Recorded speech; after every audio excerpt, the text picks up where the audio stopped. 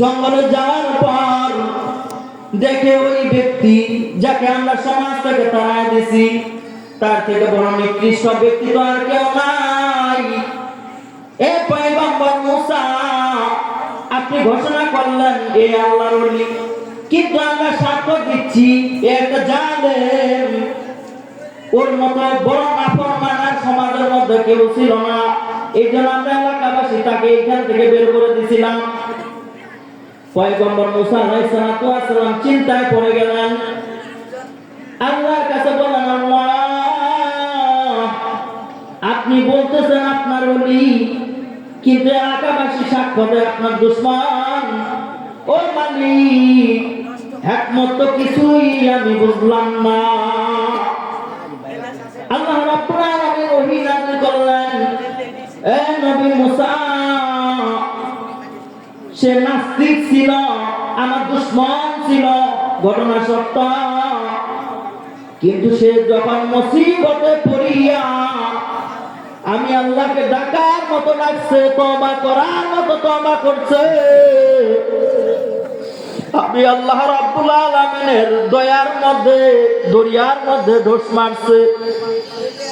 এ নবী মুসা, ও তো বোকা, ও তো শুধু নিজের জন্য ক্ষমা চাইছে। ওই মুহূর্তে আমি রবের কাছে যদি সারা জাতির জন্য ক্ষমা চাইতো, আমি আল্লাহ রাব্বুল আলামিন সবাইকে ক্ষমা ঘোষণা করতাম। সবাই বলেন সুবহানাল্লাহ। তওবা করার মতো যদি তওবা করতে পারি আল্লাহর গোলাম, আল্লাহ রাব্বুল আলামিন জিন্দেগীর সমস্ত গুনাহ খাতা মাফ করতে পারে কি পারে না? এই মজমার মধ্যে অনেক উলামায়ে কেরামগণ আগমন করতেছেন। এ ভাগ্যবান যুবক, রাস্তাঘাটে আড্ডা দিতেছে রে যুবক ভাই, তোর দুটা পায়ে ধরে অনুরোধ করি রে ভাই, আয় আয় আয়, আল্লাহ ওয়ালাদের এই মজমার মধ্যে চলে আয় রে যুবক। আল্লাহ রাব্বুল আলামিন বলছেন, ওয়াকুনু মা'আস সাদিকিন, তোমরা সাদিকিন বান্দার সঙ্গী হয়ে যাও। সাহাবাতে সালেহ তোরা সালেহ কুনাত, সাহাবাতে তালেহ তোরা তালেহ কুনাত, সৎ সঙ্গে সঙ্গবাস, অসৎ সঙ্গে কিন্তু সর্বনাশ। এই মজমার মধ্যে আয় রে যুবক আয়, ওলামায়ে কেরামের নেক নজর যদি তোর নজরের মধ্যে পড়ে যায়, আল্লাহ রাব্বুল আলামিন চাইলে তুইও একটা আল্লাহর ওলিতে পরিণত হইতে পারিস। কথা ঠিক কিনা? এ যুবক ভাই, আগামীকালকে তো আড্ডা দেওয়ার বহুত সময় পাবি রে যুবক। আগামীকালকে কিন্তু এই মাহফিল আর পাবি না। এ বৃদ্ধ বাবা, আসো এই মাহফিলের মধ্যে চলে আসো। চায়ের দোকানের আড্ডা তো আগামীকালকেও দিতে পারবা রে বাবা, বন্ধু বান্ধব আড্ডা তো আগামীকালকেও দিতে পারবা। এই মাহফিল কিন্তু আগামীকালকে পাবা না। কথা ঠিক কিনা? এই মজমা অনেক মূল্যবান, অনেক দামি। আল্লাহ ওয়ালাদের নজর, তিনাদের নজর মানুষের জিন্দেগির পরিবর্তন ঘটায় কি ঘটায় না?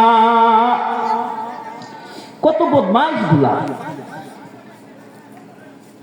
ভারতের আনোয়ার শাহ কাশ্মীরি রহমাতুল্লাহি আলাইহি একদিন এক রাস্তা দিয়ে রওনা করছেন।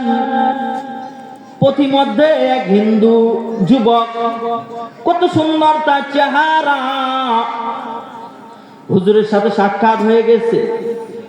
হুজুর যুবকের সুন্দর চেহারা দেখিয়া হাউমাউ করে কান্না শুরু করে দিছেন। যুবক ডাকিয়া বলতেছে, হযরত জি, আপনার কি খারাপ লাগতেছে? আপনার কি অসুস্থ লাগতেছে নাকি? আপনি কেন কান্না করতেছেন?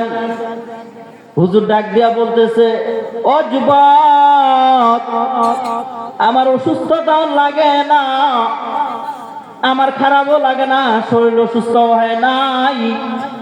যুবক রে, আমি তোর চেহারার দিক তাকায়া চিন্তা করতেছি, আল্লাহর এত সুন্দর এক সৃষ্টি চেহারা, এটা জাহান্নামের মধ্যে জ্বলবে, এই জন্য আমি কাঁদতেছি।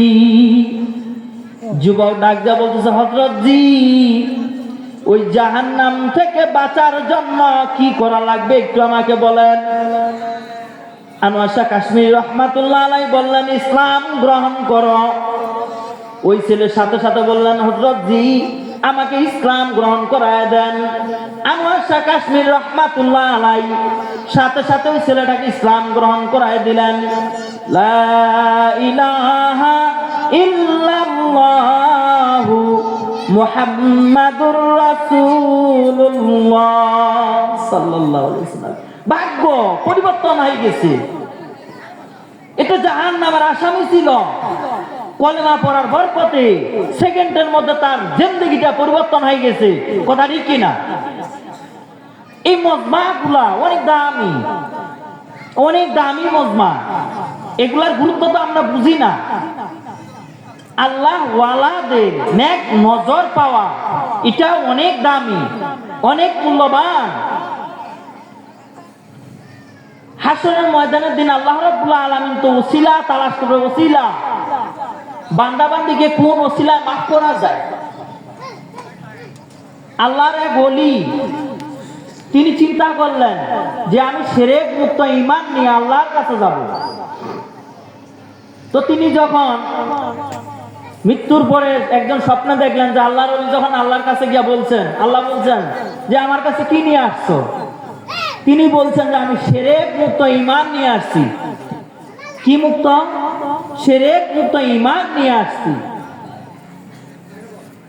তখন আল্লাহ রাব্বুল আলামিন বললেন যে বুজুর্গ, তুমি না ওই দিন বলছিলা যে ঠান্ডা দুধ খাওয়ার কারণে আমার পেট খারাপ হয়ে গেছে, তো তুমি তো শিরক করে ফেলছো।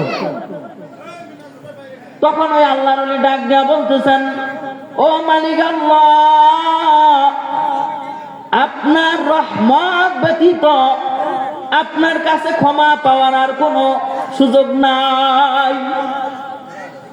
নবী মুহাম্মদুর রাসূলুল্লাহ সাল্লাল্লাহু আলাইহি সাল্লাম বয়ান করতেছেন, সাহাবায়ে কেরামদেরকে সামনে নিয়া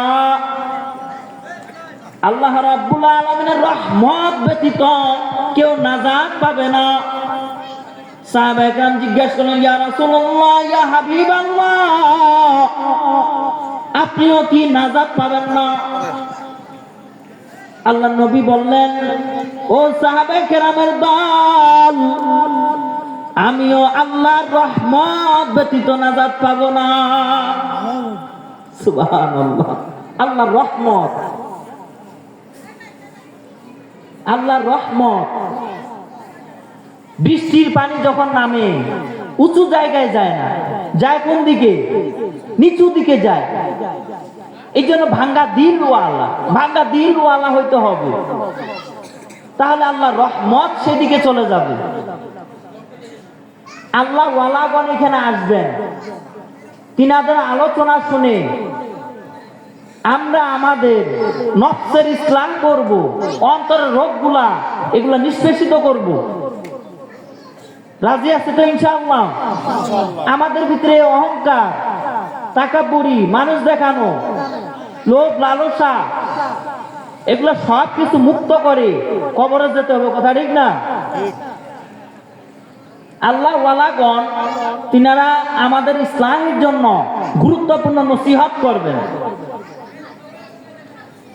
যদি আমরা আমাদের সকল ধরনের অন্তরের রোগগুলা মুক্ত করে আমরা যদি পবিত্র অবস্থায় কবরে যাইতে পারি, তাহলে আল্লাহ রাব্বুল আলামিন ডাক দিয়া বলবেন, ইয়া আইয়াতুহান নাফসুল মুতমাইন্নাহ, হে পবিত্র আত্মাগুলা আসো। ইয়া আইয়াতুহান নাফসুল মুতমাইন্নাহ, ইরজিই ইলা রাব্বিকি রাদিয়াতাম মারদিয়্যা ফাদখুলি ফি ইবাদি ওয়াদখুলি জান্নাতি। সবাই বলেন সুবহানাল্লাহ। আমার আল্লাহ ডাক দিয়া বলবেন, এ পবিত্র আত্মাগুলা আসো আসো আসো, তোমাদের জন্য সাজায়া পরায় রাখছি আমি আল্লাহর বেহেশত। সবাই বলেন সুবহানাল্লাহ। আর যদি তোমরা আত্মাকে পবিত্র না করে আমি আল্লাহর কবরে আসো, আমি আল্লাহ রাব্বুল আলামিন তোমাদের জন্য ভয়ঙ্কর জাহান্নাম নির্ধারণ করে রাখছি। আল্লাহ রাব্বুল আলামিন মুনাফিকদের বিষয়ে অনেক পরিমাণ আয়াত নাযিল করছেন। কাফের থেকেও ভয়ঙ্কর মুনাফিক, কথা ঠিক কিনা?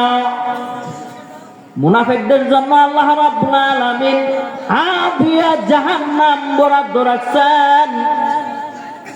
আল্লাহ রাব্বুল আলামিন বলেন, নারুন হামিয়া, হাবিয়া জাহান্নাম তোমরা কি জানো এটা কত ভয়ঙ্কর? এই সম্পর্কে কি তোমাদের কোনো যোগ্যতা আছে, তোমাদের কোনো ধারণা আছে নাকি? আল্লাহ রাসূল সাল্লাল্লাহু আলাইহি সাল্লাম উদাহরণ দিয়া বুঝাইছেন, হাবিয়া এমন এক জাহান্নাম, কোন এক ব্যক্তি যখন পুকুরের মধ্যে বা সমুদ্রের মধ্যে, নদীর মধ্যে যখন ডুব দেয়, তার উপর দিকে পানি, নিচের দিকে পানি, ডান দিকে পানি, বাম দিকে পানি, পানি ছাড়া চতুর্দিকে আর কিচ্ছু নাই, কথা ঠিক কিনা? আল্লাহ রাসূল সাল্লাল্লাহু আলাইহি সাল্লাম বলেন, হাবিয়া এমন জাহান্নাম, যেই জাহান্নামের উপরে আগুন, নিচে আগুন, ডাইনে আগুন, বামে আগুন, চতুর্দিকে আগুন আর আগুন। এই জন্য চিন্তা ভাবনা করতে হবে যে এত আযাব গজব আমরা সহ্য করতে পারবো কিনা। দুনিয়ার মোমবাতির মধ্যে একটু আঙ্গুল কিছু সময় রাখার মতো যোগ্যতা আমাদের নাই, কথা ঠিক কিনা? আল্লাহ রাসূল সাল্লাল্লাহু আলাইহি সাল্লাম বলেন, জাহান্নামের মধ্যে সবচাইতে কম শাস্তি হবে তার চাচা আবু তালিব। তাও কেমন শাস্তি হবে? পয়গম্বর বলেন,